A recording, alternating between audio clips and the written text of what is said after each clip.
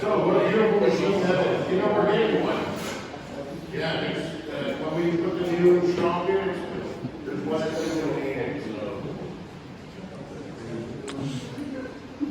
You're up. It's all yours. Pay attention. We're doing the metal lathe. What is a metal lathe? A metal lathe is a type of lathe specifically designed for working with metal. It's used to cut, sand, drill, for your metal.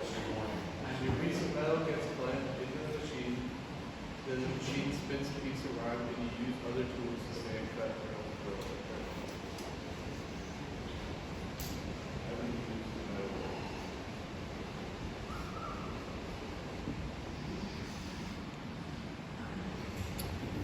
I had an email the other day. A gentleman said, could you just do a really basic lathe video? Just a metal lathe, he wanted to pick one up. There was nothing about them whatsoever, so kind of just show him around mine a little bit. So this is an old Sheldon tool room lathe, probably from about the mid-40s, maybe a little bit earlier than that. And there's a tag right here on the side, on the back side of the gear train cover, that says war finish per military order, blah, blah, blah, blah, military production department. So that's why it's all battleship gray. So we figured it probably served in World War II someplace. But just a decent sized little lathe. It's got plenty of horsepower to it, so it can turn anything I'm going to play with here. So just your real basic components on this machine. It's got the on-off switch located on the back of it. And yes, that's where it's supposed to be. Forward turns the spindle this way. Backwards turns the spindle the other way, like for polishing or something. So, pretty self-explanatory that way. This is your chuck right here. It's for holding your material. This one is a 3-jaw chuck. And it is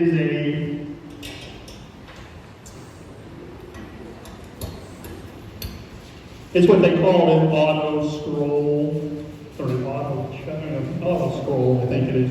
So when you turn the key in any of the 3 adjustment holes, all 3 of the jaws move at the same time. There are others, I've got a big 4-jaw chuck down here that's independent. So each one of them moves independently. So you can get some oddball shape and chuck it up in there, you put it in there, or center it, because you can work the chuck any way you want to. This is the bed of the lathe, the rail.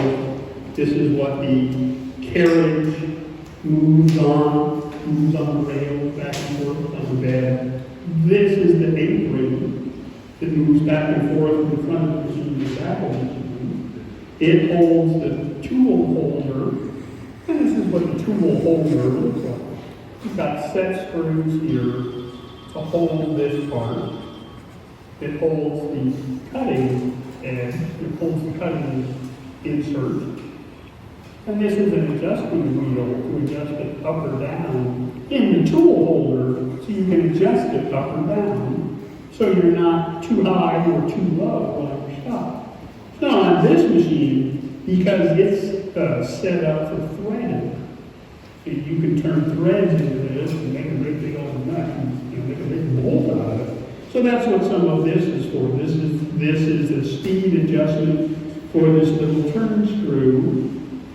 It's going to move the carriage back, or move the carriage back and forth as you're putting the threads in. So this is for threading. This is another speed setting for threading.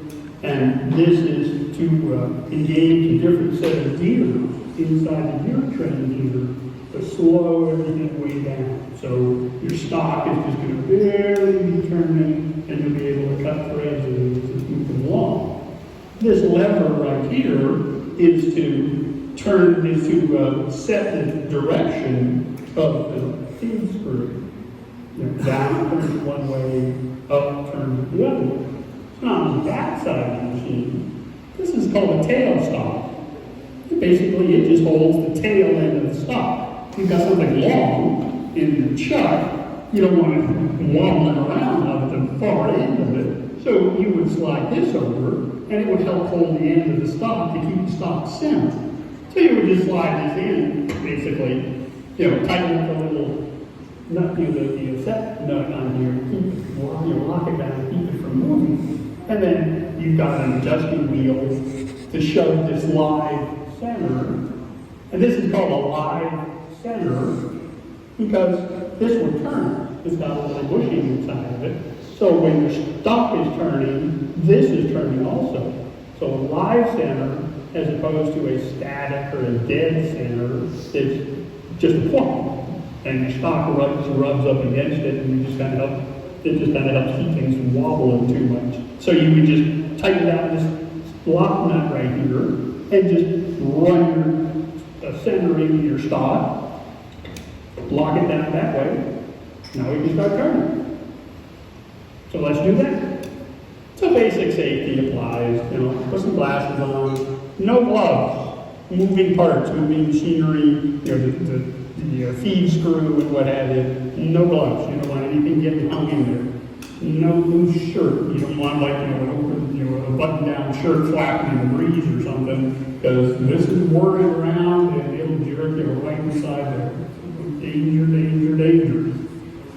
A couple of different ways you can turn. You can run this carriage back and forth either direction, and a lot of it depends on just how you have your insert set. So you don't want to cut just on the point of your insert as it's moving along, because you don't want to wind up with little grooves like on a record. So it's better to turn that insert just a little bit, so you're cutting kind of on the edge of the insert, whether you're going this way or whether you're coming back this way. It just gives you a smoother cut. So usually I make some kind of joke about, let's make some sparks. Well, let's make some chips. So put your glasses on, and here we go.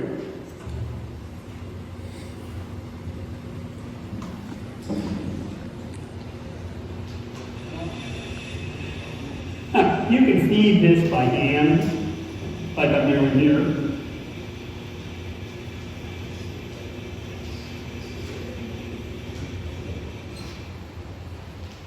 Or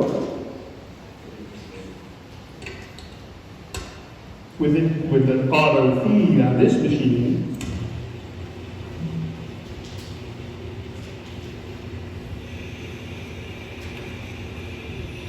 you just flip a lever down,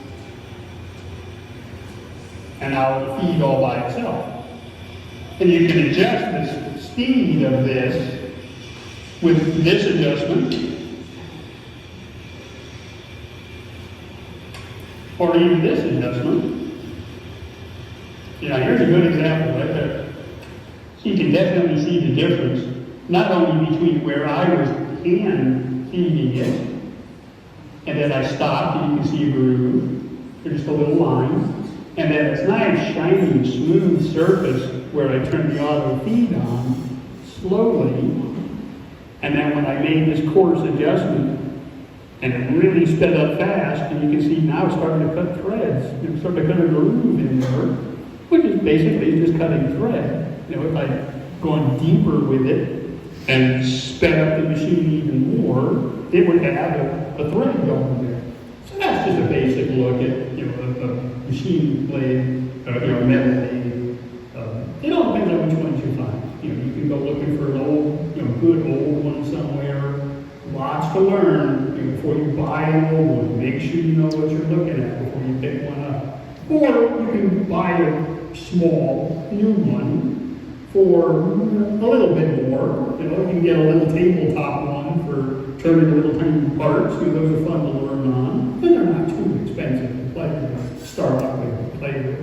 So, speaking of playing, I'm going to go back to it. You guys, look right down there. Push that subscribe button for me. And don't forget to come out to Facebook and see what I'm doing out there.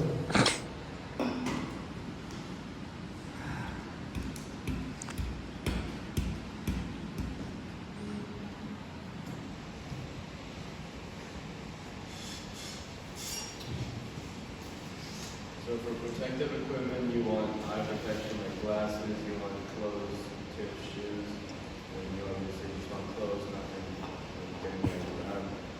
Things not to wear, gloves, jewelry, loose clothing, and sandals. Sandals, Ben? How bad?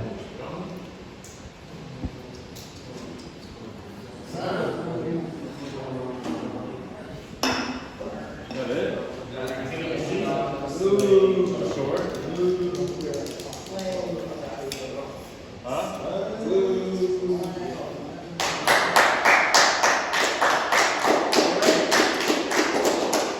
Let's take a worksheet.